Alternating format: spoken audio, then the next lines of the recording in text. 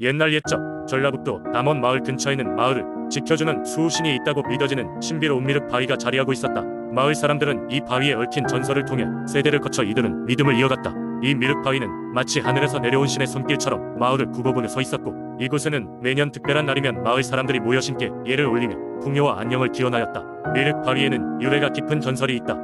그 옛날 남원 마을은 풍성한 땅이었지만 가뭄이 들면 어려운 시기를 보내야만 했다. 어느 해인가 유난히 심한 가뭄이 찾아와 마을 사람들은 한 해 농사를 망치게 될까 걱정이 태산이었다.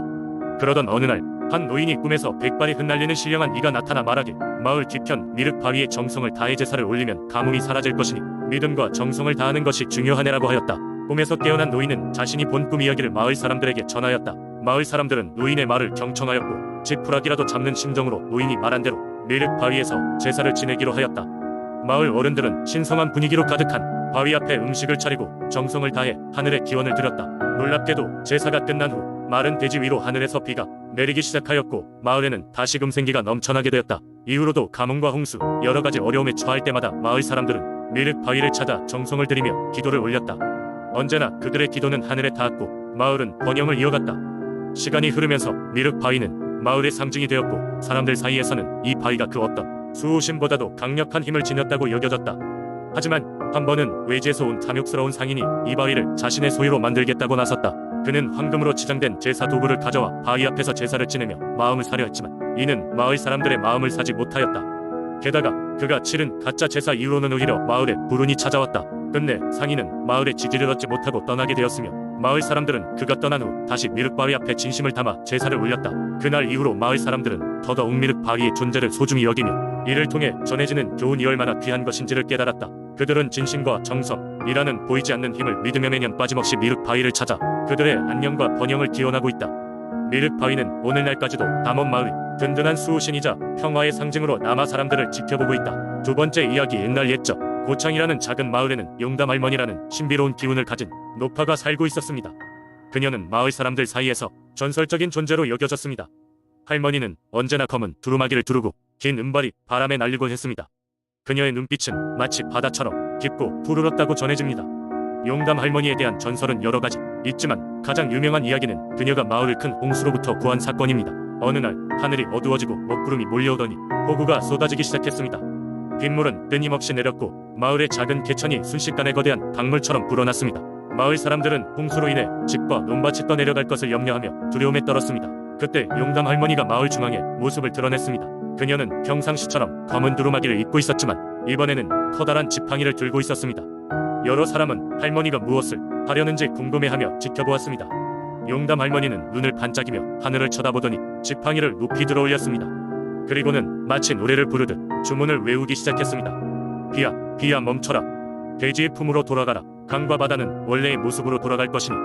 마을 사람들은 용담 할머니의 목소리가 바람 타고 퍼지자 비가 점점 약해지더니 마침내 멈추는 것을 목격했습니다. 하늘에 떠다니던 구름은 서서히 거치고 맑고 푸른 하늘이 드러났습니다. 그때 마을 사람들은 할머니에게 환호하며 감사를 표했습니다.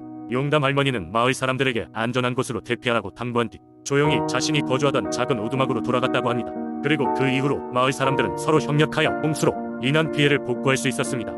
마을은 할머니의 지혜와 용기를 기리기 위해 해마다 작고 소박한 제사를 지내며 마을의 수호신으로 그녀를 모시게 되었다고 전해집니다.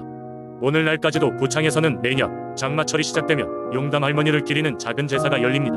마을 주민들은 그녀의 이름을 부르며 비가 과하게 내리지 않고 마을을 안전하게 지켜달라고 기원합니다. 사람들은 용담 할머니의 전설이 단순한 이야기가 아니라 마을 공동체와 자연이 어떻게 함께 조화를 이루어 살아가는지를 일깨워주는 중요한 교훈이라고 믿고 있습니다. 세 번째 이야기. 옛날 한반도의 중심부에 자리 잡은 수원은 비옥한 땅과 맑은 물로 유명한 고장이었습니다. 이곳의 주민들은 주로 농업에 종사하며 평화로운 나날을 보냈지만 그들은 언제나 자신들을 보살펴주는 어떤 존재의 보호를 믿어왔습니다. 이들은 산과 들 곳곳에 스며있는 신령의 기운을 느끼며 그 중에서도 특히 백로 100마리를 신성하게 여겼습니다. 수원 근처에 있는 커다란 연못은 주민들에게 중요한 물자원이었고 이곳은 백로들이 자주 모여드는 장소였습니다. 백로들은 늘 한가롭게 연못 주변을 날아다니며 이곳 저곳에서 물고기를 낚아채곤 했습니다. 사람들은 이 백로떼를 신령의 존재로 여기며 연못을 신성한 장소로 간직했습니다. 전설에 따르면 이 연못 속에는 신령한 백로가 살고 있었습니다. 이 백로는 태고적부터 수원을 지켜주는 수호자였으며 마을에 어려운 일이 생기면 항상 나타나 도움을 주었습니다. 백로는 인간의 말을 이해할 수 있었고 또 필요에 따라 인간의 형상으로 변할 수 있는 능력을 가지고 있었습니다. 어느 해 수원 지역에 큰 가뭄이 닥쳤습니다. 연못은 급속히 말라갔고 사람들은 먹고 살기 힘들어졌습니다. 주민들은 제단을 차리고 연못을 향해 간절히 기도했습니다. 신령한 백로시여, 우리를 구원해 주소서. 사람들은 백로의 등장만을 목 놓아 기다렸습니다. 한밤중 조용한 연못가에 갑자기 신비로운 빛이 번쩍였고 그곳에 100명의 백로들이 한꺼번에 나타났습니다. 그중 한 마리는 일반 백로와는 다른 특히나 아름답고 눈부신 백로였습니다. 그의 가느다란 몸과 배꼽 같은 깃털은 마치 환한 달빛을 닮았습니다. 너희의 간절한 기도를 들었다. 백로가 입을 열었습니다. 나는 이곳의 수호자, 신령한 백로인이라. 그의 목소리는 바람에 실려 울려 퍼졌고 그 자리에 모든 이들은 감격의 눈물을 흘렸습니다. 백로는 날개를 크게 펼치며 연못 위로 날아올라 자신의 부리로 연못을 건드렸습니다. 그러자 기적처럼 맑은 물이 솟구치며 연못을 가득 채웠고 이내 다른 농지에도 물이 흐르기 시작했습니다. 마을 사람들은 신령의 은혜라며 크게 감사하며 매년 한 번 백로를 기리는 축제를 열기로 약속했습니다. 그리하여 백로 축제가 시작되었습니다. 이후로 백로는 종종 연못 주변에 나타났고 마을 사람들은 그를 보며 노래를 부르고 음식과 꽃을 바치며 제사를 지냈습니다. 신령한 백로 덕분에 수원이 번영하고 있다는 소문은 널리 퍼진 전설이 되었습니다. 이 전설은 시간이 지나면서도 마을 주민들 사이에서 계속 전해 내려왔고 사람들은 연못을 보호하며 백로를 신성한 존재로 여기게 되었습니다. 이처럼 수원 민속신앙 속에서는 자연과 사람 그리고 신령이 조화를 이루며 살아가고 있었습니다. 네 번째 이야기. 옛날 옛적 부여 땅에는 푸르른 산과 저마다의 이야기를 품은 나무들로 가득한 숲이 있었습니다. 이곳에는 신비로운 힘을 지닌 나무 정령들이 살고 있다고 전해졌죠. 그 중에서도 특히 강력한 힘을 가진 정령은 서하늘이라는 이름을 가진 아름다운 소녀였습니다. 그녀는 숲의 중심에 있는 커다란 나무에 거주하며 숲의 평화를 지키는 역할을 하고 있었답니다. 부여의 사람들은 이 나무 정령들에게 항상 경의를 표하며 자연을 보호하기 위해 노력했습니다. 그들은 숲속에 들어갈 때마다 작은 재물이나 꽃다발을 바쳤고 정령들이 만물을 잘 돌봐주길 기도하곤 했습니다. 어느 날 부여 마을에 재앙이 닥치기 시작했습니다. 갑작스러운 홍수가 마을을 휩쓸고 가뭄과 병충해가 연이어 들이닥쳤습니다. 사람들은 점점 고통 속에서 살아가기 어려워졌고 마을의 장로들은 이 모든 것이 무엇 때문인지를 알기 위해 고민에 빠졌습니다.